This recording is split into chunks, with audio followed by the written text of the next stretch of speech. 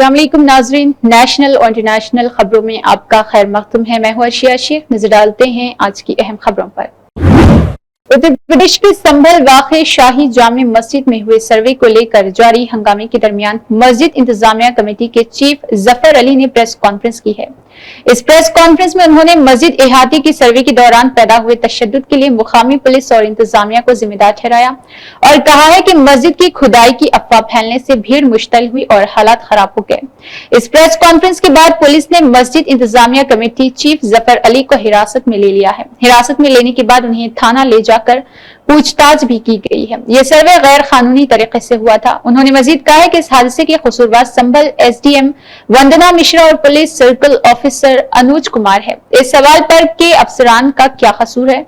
SDM ने जवाब दिया है कि जिद करके वजू खाने का पानी निकलवाया गया, जबकि जिला मजिस्ट्रेट और पुलिस सुपरिटेंडेंट ने कहा है कि डंडे से पानी की गहराई नाप ली जाए। लेकिन एसडीएम की जिद पर जब हौज का पानी निकाला गया तो बाहर जमा लोगों में गलत फहमी पैदा हुई कि मस्जिद में खुदाई की जा रही। इसी से मुश्तिल हो गए हैं। जफर अली ने इल्जाम आयद किया है कि जब मस्जिद के बाहर भीड़ जमा हो रही थी तो police circle officer Anuj Kumar ने उन लोगों को गालियां दी और लाठी चार्ज करवा दिया। जैसे कॉन्फ्रेंस जफर अली ने वज़ीर आज़म नरेंद्र मोदी और वज़ीर आला योगी आदित्यनाथ से गुजारिश की है कि वारदात में हलाक बेगुनाह नौजवानों के अहले खाने को मुनासिब मुआवजा दिया जाए। दूसरी तरफ जामे मस्जिद कमेटी चीफ जफर अली के बयान पर संभल के जिला मजिस्ट्रेट डॉक्टर राजेंद्र प्रसाद ने प्रेस कॉन्फ्रेंस करके कहा है कि उन्होंने एक गुमराहकुन बयान दिया है जिसमें कहा गया है कि उन्हें सर्वे के बारे में जानकारी नहीं दी गई थी। अदालत का हुक्म दोपहर 2:38 पर आया था और फिर शाम तकरीबन 5:30 बजे मस्जिद पहुंचे। एडवोकेट कमिश्नर के हुक्म की एक कॉपी हासिल हुई और उन्होंने इस पर दस्तखत किए हैं। जफर ने कहा है कि उन्होंने पुलिस को गालियां चलाते हुए और इसके अलावा पूछताछ करते हुए देखा गया था। वो 10 बजे से 10:30 बजे के दरमियान सर्वे करा रहे थे, जब ये सब हंगामा 10 बजे से 11 बजे के दरमियान हुआ। संभल जिला मजिस्ट्रेट का कहना है कि अपने ताजा बयान में जफर अली ने कहा है कि उन्होंने पुलिस को अपने हथियार इस्तेमाल करते देखा है। फिर उन्होंने कहा है कि पुलिस देसी हथियार इस्तेमाल कर रही थी। फिर बाद में कहा कि उन्हें नहीं पता कि पुलिस कौन से हथियार इस्तेमाल कर रही थी। सबसे गुमराहकुन बात जो उन्होंने कही वो ये है कि वजू के हौज का पानी खाली किया गया। जफर ने यह भी कहा है कि हर जुम्मा को इसका पानी खाली किया जाता है। हकीकत में वजू के हौज के सिर्फ फोटोग्राफी और वीडियोग्राफी होनी थी, वहां कोई पैमाइश नहीं की गई। उन्होंने ये भी कहा है कि जिला मजिस्ट्रेट ने सर्वे की इजाजत दी, जो गलत है क्योंकि मैंने कभी किसी सर्वे की इजाजत नहीं दी है। उनके बयानात मुतज़ाद है। वाज़ रहे कि संभल की जामे मस्जिद में अदालत के हुक्म पर इतवार को किए जा रहे सर्वे की मुखालिफत कर रहे मुजाहिरीन पुलिस से तसादुम हो गया था। इस दौरान 4 अशखास की मौत वाक़ई हो गई थी। इस तशद्दुद, गोलीबारी और पथराव में एसडीएम रमेश चंद समेत मजमूई तौर पर 20 अफराद जख्मी हुए हैं। इस मामले में अब तक 7 मुकदमात दर्ज करके 25 लोगों को गिरफ्तार किया गया। दिल्ली रियासती कांग्रेस कमेटी के सदर देवेंद्र यादव ने आम आदमी पार्टी पर पेंशन की नई स्कीम के ऐलान पर जोरदार हमला किया है। उन्होंने कहा है कि आम आदमी पार्टी ने अपनी 11 साल दौरे हुकूमत में आम आदमी के हक में कोई काम नहीं किया। मौका परस्त केजरीवाल 2013 से लेकर आज तक दिल्ली की आवाम को बेवकूफ बनाकर बोझ लेती आई है। कभी भी इस मौका परस्त हुकूमत ने गरीबों के हक में कोई बेहतरी नहीं की। इंतखाबात के वक्त किए गए किसी भी वादे को पूरा नहीं किया है। अब जबकि दिल्ली न्याय यात्रा की कामयाबी के बाद आम आदमी पार्टी की नींद खुली है तो इसे महसूस हुआ है कि नीचे से जमीन खिसकती जा रही। इसलिए आप बूढ़े लोगों के लिए पेंशन को भी इंतखाबी हुर्बे के तौर पर इस्तेमाल करना चाहते हैं। देवेंद्र यादव ने कहा है कि अरविंद केजरीवाल के जरिए 5,30,000 बुजुर्गों के लिए पेंशन शुरू करने के ऐलान में कितनी सच्चाई है ये किसी को मालूम नहीं। असेंबली इंतखाबात से कबल बूढ़े लोगों को सबसे ज्यादा पेंशन देने की बात कहकर बुजुर्गों के वोट हासिल किए जाते हैं।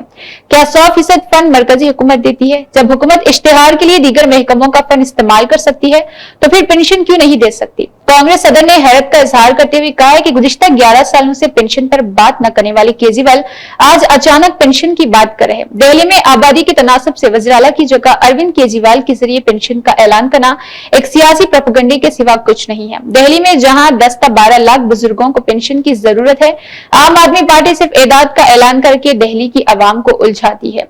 एक नई पेंशन स्कीम का ऐलान कर रही आम आदमी पार्टी से 2 कदम आगे बढ़कर आइन डिमांड बीजेपी दिल्ली की आवाम की बात कर रही। देवेंद्र यादव ने कांग्रेस के बेहतरीन दौर को याद करते हुए कहा कि बूढ़ों, माजूरों और बेवाओं को जितनी तादाद में पेंशन कांग्रेस की शीला दीक्षित हुकूमत के दौरान दी जाती थी, अगर इसको आज की आबादी के तनासब से देखा जाए तो बहुत कमी है।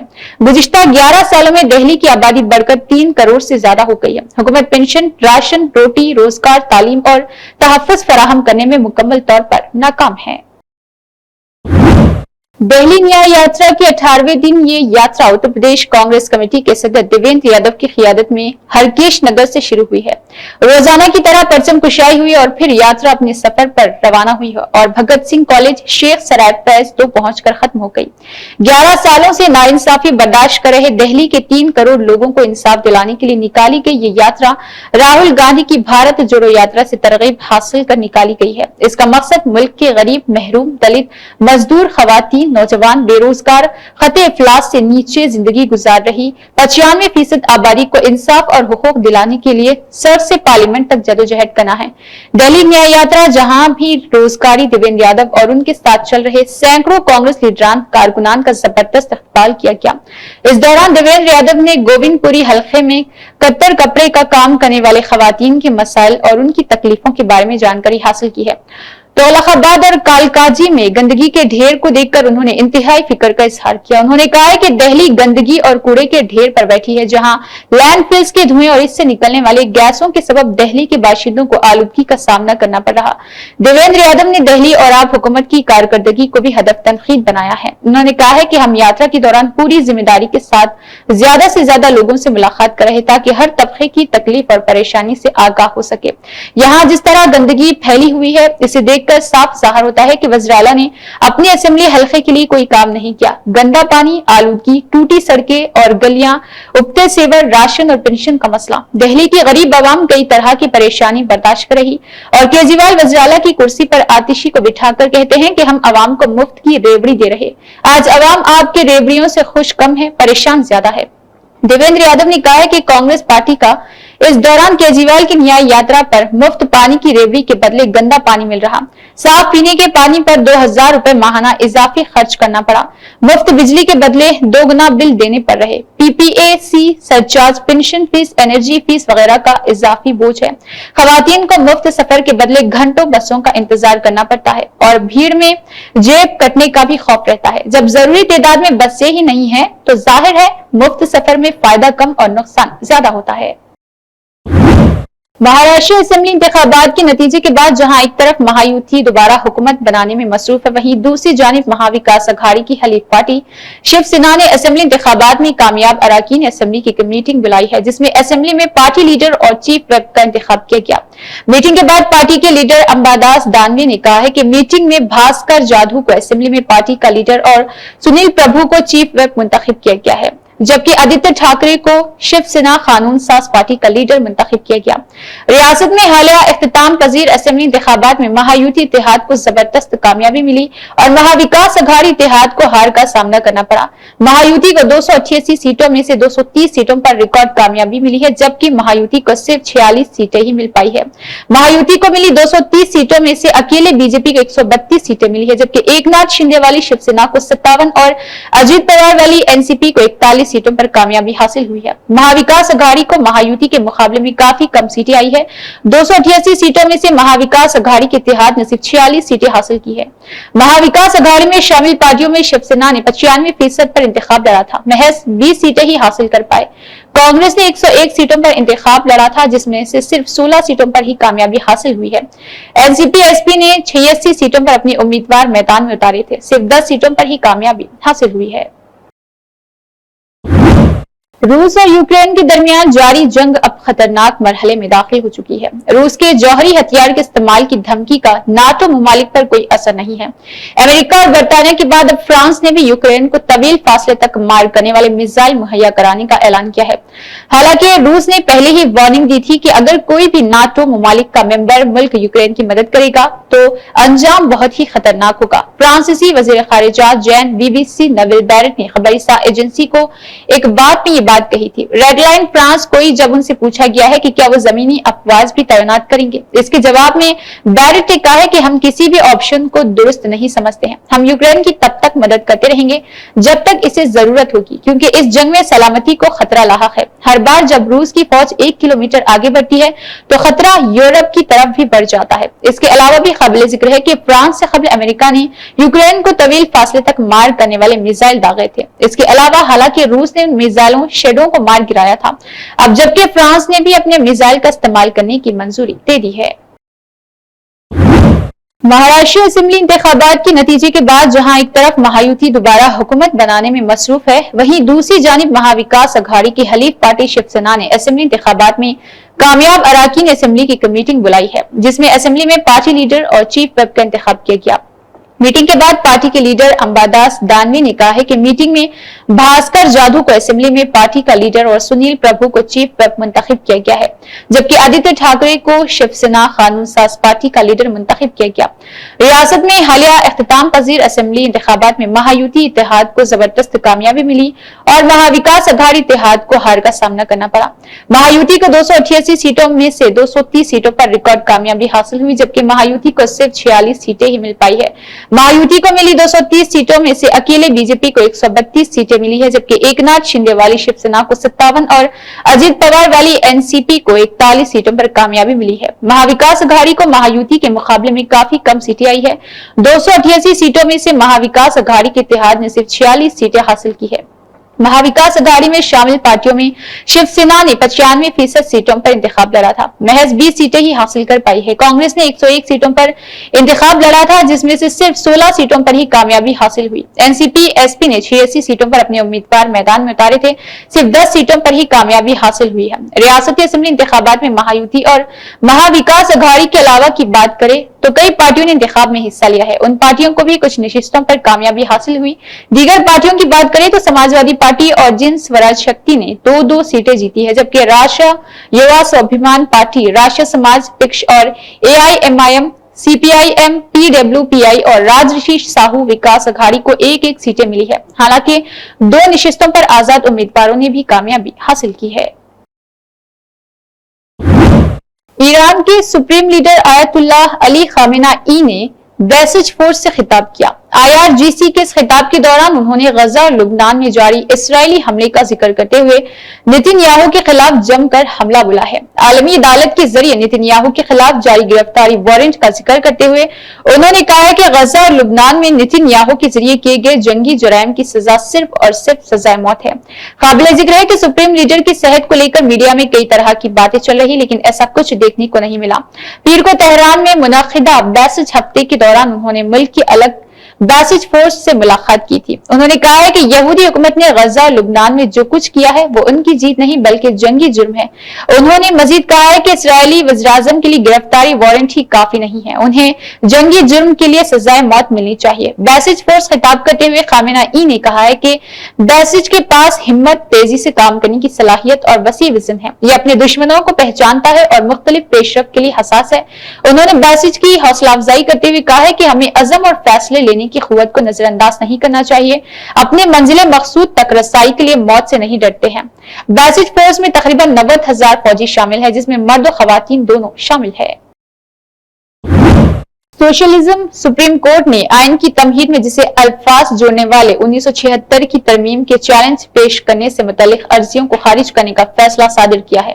چیف جسٹس سنجیو کھنہ اور جسٹس سنجے کمار کی بنچ سابق راجیہ سبھا رکن سبرامنیم سوامی، ایڈوکیٹ وشنو شنکر جین اور دیگر اشخاص کی ان عرضیوں پر اپنا فیصلہ محفوظ رکھ لیا تھا جن میں سوشلزم میں آئین کی تمہید میں سیکولرزم جسے الفاظ کو شامل کیے جانے کو چیلنج پیش کیا گیا۔ چیف جسٹس سنجیو کھنہ نے کہا کہ ان عرضیوں پر تفصیلی سماعت کی کوئی ضرورت نہیں ہے۔ انہوں نے مزید کہا کہ سوشلزم اور سیکولرزم الفاظ 1976 میں ترمیم کے ذریعے سے جوڑے گئے تھے اور اس بات سے کوئی فرق نہیں پڑتا کہ آئین کے 1949 میں اپنایا گیا تھا۔ اگر پہلے کے ساتھ ہی وہ یہ بھی کہتے ہیں کہ معاملوں میں اثر انداز ہونے والی ان دلدلوں کو قبول کر لیا گیا تو وہ سبھی ترامیم پر نافذ ہو جائے گی۔ ملک بھر میں ججوں کے سبکدوش ہونے کے بعد عوامی زندگی میں سرگرم ہونے کے بارے میں کئی طرح کے تصورات، تنازعات ہوتے ہیں۔ اکثر یہ موضوع بحث رہتا ہے کہ کیا سابق ججوں کو سیاست میں شامل ہونا چاہیے یا پھر نہیں؟ حال ہی میں سوال سابق CJID وائی چندچور سے بھی پوچھا گیا۔ اس کا جواب دیتے ہوئے انہوں نے کہا کہ ہمارا سماج سبکدوش ججوں کو بھی نظامی انصاف کے محافظ کے طور پر دیکھتا ہے، اسی لیے طرز زندگی معاشرے کے قانونی نظام کے مطابق ہونا چاہیے۔ کینٹیو میں بات چیت کے دوران انہوں نے کہا ہے کہ ہر جج کو طے کرنا ہوتا ہے کہ سبکدوشی کے بعد ان کے ذریعے کیے گئے فیصلے ان لوگوں پر اثر ڈالیں گے یا نہیں جو جج کے طور پر ان کے ذریعے کیے گئے کام کا جائزہ لیتے ہیں۔ DY چندچور نے کہا ہے کہ 65 سال کی عمر میں وہ ایسا کوئی کام نہیں کرنا چاہتے ہیں جس سے ان کی کام یا عدلیہ کی ساکھ پر سوال کھڑے ہو۔ حالانکہ ان کا مقصد سیاست میں داخل ہونے والے سابق ججوں پر الزام لگانا نہیں ہے، بلکہ انہوں نے کہا ہے کہ جج بھی عام شہری ہے اور اسے بھی دیگر شہریوں کی یکساں اختیارات حاصل ہے، لیکن معاشرہ ان سے اعلیٰ اخلاق کی توقع رکھتا ہے۔ سابق CJI چندچور نے کہا ہے کہ ججوں کو ٹرولنگ سے بہت ہوشیار رہنا چاہیے۔ ٹرولرز عدالت کے فیصلوں کو بدلنے کی کوشش کرتے ہیں۔ جمہوریت میں قوانین کے جائز ہونے کو طے کرنے کا اختیار کنسلٹی اور اس کے علاوہ کورٹ کو سونپا گیا ہے۔ چندچور نے آگے لکھا ہے کہ آج کل YouTube اور دوسرے سوشل میڈیا پلیٹ فارم پر دیکھے 20 سیکنڈ کی ویڈیو کی بنیاد پر رائے بنا لی جاتی ہے، یہ بہت ہی زیادہ خطرناک ہے۔ آل انڈیا مسلم پرسنل لا بورڈ نے الزام عائد کیا ہے کہ مرکز کا وقف ترمیم بل 2024 ملک بھر میں پھیلی وقف جائیدادوں کے لیے بنایا گیا تھا۔ بورڈ کے ترجمان ہڑپنے کو ڈاکٹر سید قاسم رسول الیاس نے یہ بھی کہا ہے کہ وقف JPC ایمانداری سے اپنا کام نہیں کر رہی۔ انہوں نے کہا ہے کہ بورڈ کے اجلاس کا احساس ہے کہ وہ ترمیمی بل وقف جائیدادیں ہڑپنے کے لیے لایا گیا ہے۔ بنگلورو میں اتوار کے دن اختتام کو پہنچے بورڈ کے اجلاس کے سلسلے میں پریس کانفرنس سے خطاب کر رہے تھے۔ انہوں نے کہا ہے کہ وقف JPC ان لوگوں کو وقت اور اہمیت دے رہی ہے جن کا موقف معاملے سے کوئی لینا دینا نہیں، وہ جانبداری سے کام کر رہی۔ انہوں نے کہا ہے کہ ہمارا احساس ہے وقف JPC دیانتداری سے کام نہیں کر رہی ہے۔ پہلی مرتبہ ایسا بل لایا گیا جس کے سلسلے میں کسی مسلم تنظیم سے کوئی مشورہ نہیں کیا گیا۔ RSS سربراہ موہن بھاگوت نے کہا ہے کہ جہاں دنیا بغیر سوچے اپنی منزل کی جانب بڑھ رہی، وہیں بھارت نے ہمیشہ سے ہی گہرائی کے ساتھ سچائی اور اتحاد یگانگت کی عکاسی کی ہے۔ لوک منتھن بھاگیہ نگر 2024 میں خطاب کرتے ہوئے موہن بھاگوت نے کہا ہے کہ بھارت نے دھرم کے لازوال تصورات اور زندگی کی تخلیق پر گہرا تناظر قائم کیا ہے۔ انہوں نے کہا ہے کہ ہماری توجہ اپنی ہی لوگوں کی رہنمائی پر ہونی چاہیے جو الجھنوں میں پڑتی رہتی ہے۔ RSS سربراہ نے لوک منتھن کو دیہی علاقوں تک لے جانے کی ضرورت پر زور دیا ہے۔ اب ایسا نہیں ہوا، ہم دھرم سے زیادہ ادھرم پر عمل کرتے ہیں۔ سماج میں خود غرضی بڑھ گئی ہے، دھرم کہاں چلا گیا اس پر غور کرنے کی ضرورت ہے۔ بھاگوت نے کہا ہے کہ کیا دھرم سائنس اور علم کے سامنے کھڑا نہیں رہ سکے گا؟ انہوں نے کہا ہے کہ دھرم کا انحصار اس شخص پر رہے گا جو سائنس یا علم کا استعمال کرتا ہے۔ ہر کسی کو دھرم کے بارے میں سوچنا چاہیے اور اسے سیکھنے کے لیے ہماری کتابوں کا مطالعہ کرنا چاہیے۔ موہن بھاگوت نے کہا ہے کہ انگریز اور دیگر غیر ملکی ہندوستان آئے اور ہندوستانی ثقافت کو تباہ کیا، لیکن قوم بچ گئے۔ ہمارے آبا و اجداد کو بتایا گیا تھا کہ مادی زندگی کیسی گزاری جائے۔ انہوں نے کہا ہے کہ اگر کوئی روحانی راستہ اختیار کرے گا تو دھرم برقرار رہے گا۔ انہوں نے کہا اتحاد ابدی ہے، تنوع میں بھی اتحاد ہوتا ہے۔ انہوں نے کہا ہے کہ مصنوعی ذہانت اور اخلاقیات کے بارے میں بات چیت جاری ہے، دماغ اور دل پر مصنوعی ذہانت کا استعمال کرنے کے بارے میں ایک پالیسی ضرور ہونی چاہیے۔ اسی کے ساتھ نیشنل اور انٹرنیشنل خبر اختتام کو پہنچتی ہے۔ اللہ حافظ۔